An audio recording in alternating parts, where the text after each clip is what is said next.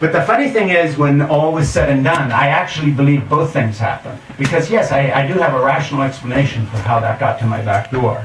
But the impact of finding it and what it meant to me is as real as if there had been no explanation. So it actually was, and I know this sounds crazy, simultaneously a supernatural event, and like the particles that have can go to two different places at once in quantum physics, it was also a fully explicable event.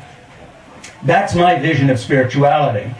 It's not that it gelled because of this experience, because I've had other experiences of it. I know the universe is not talking to me, but it is. I know I am an atheist and there's no reason to believe any of this. And yet, I feel a deep, abiding direction and presence in my life. I know that these things cannot be married. They cannot be explained. It's not a mystical leap. It's simply an embrace of paradox, but it's not based on a spiritual idea. It is based on a sense of where we are on the timeline of the evolution of human consciousness. And that is that the older I've gotten, just seeing how I'm a better grandfather than I am a father, I'm sure of one thing. First of all, we always change our minds. Secondly, we learn as we go. Third, everything is a journey. There's no conclusion. And fourth, I think that from my point of view, the great mistake of evangelicalism, of Christianity, of the way people read the Bible, of how we interpret spirituality, of the new atheist movement, of the hubris of scientism, not science, because I'm very pro-science, but this sort of faith, this scientism that we live in, or Facebook thinking they're going to change the world because they're connecting people. Are you kidding me? They're just going to get rich and drive up real estate prices in San Francisco. They're changing nothing. All these things come from one big mistake, I think, and that is a sense that we're much further along the evolutionary path, both as a species but also individually, than you can ever be. In terms of the universe, the creationists have one thing right. It is a young Earth, not how they mean. It's billions of years old. But the Big Bang, you can still hear the echo of it with radio telescopes. It happened an instant ago in terms of just the reaches of the destiny of the universe, the way it's either spreading out or is part of a multiplicity of universes. Human beings haven't even been here a second. My life will last literally like a fruit fly's.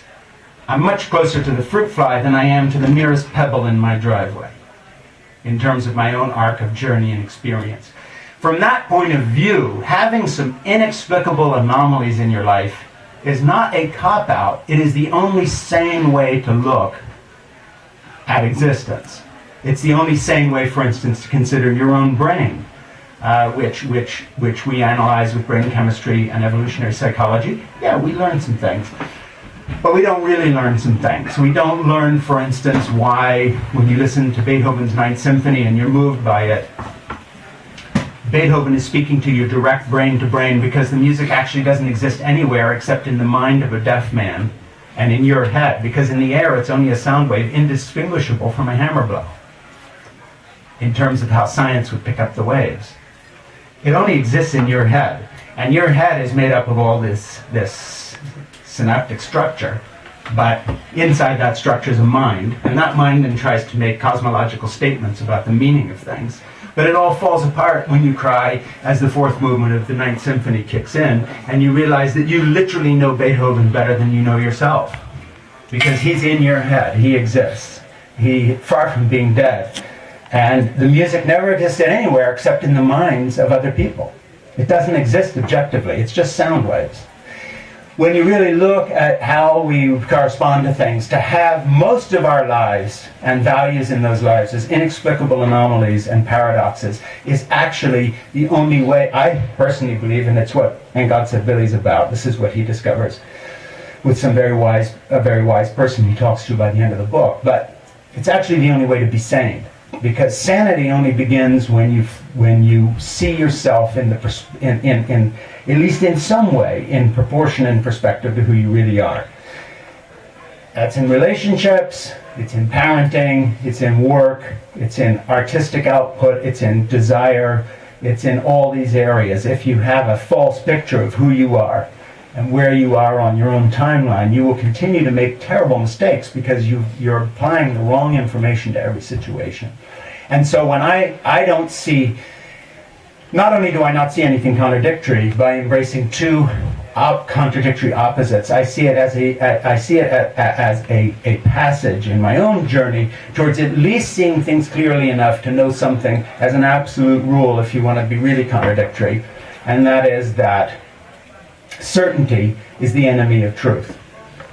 And the reason it is because if in a relationship you're certain who you are, you're certain who your lover is, you're done. Because you've frozen that other person, they've frozen you, there's nothing to talk about. No science could be done unless there are experiments to answer uncertainties. You can't write a book. You know, people say, oh, do you map your novels out? Of course I don't.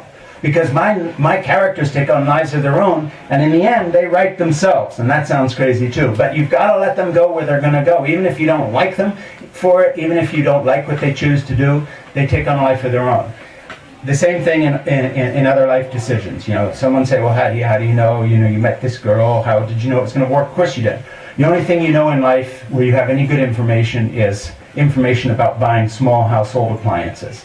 Everything else is a complete shot in the dark. It has to do with luck, where you are in your life, how things work out. Everything else is just a crapshoot. And the only difference you can make is the stick-with-itness, as Woody Allen says, 80% of the battle is showing up. And that is truth. That's as good as anything in the Gospels. 80% of success is just showing up. And that is the truth, because that's all you can do is just show up. So when I look at an experience of Holly Mead leaving me a woodcut, because she did put it there, however it got there, and I understand that it has nothing to do, my delusion has nothing to do with reality. What needs to happen is a redefinition in my own mind of the boundaries of reality.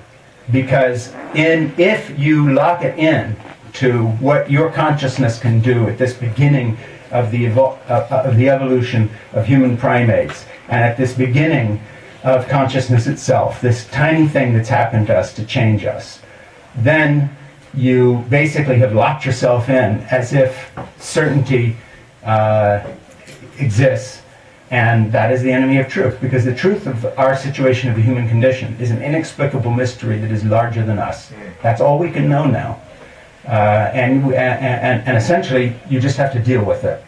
But not, my advice to you, if I can proffer some, is just don't close off the intuitive sense of something more based on the fact that you accept the rules around you. Just like in this book of mine, I have not accepted the rules of the marketing committees of the publishing companies I work with that tell me you have to be able to tell me what shelf this book goes on. You have to be open to the fact that maybe they need to create a new shelf for your book. And that's where it belongs, or on no shelf at all. So those are my comments. If you want to ask some questions.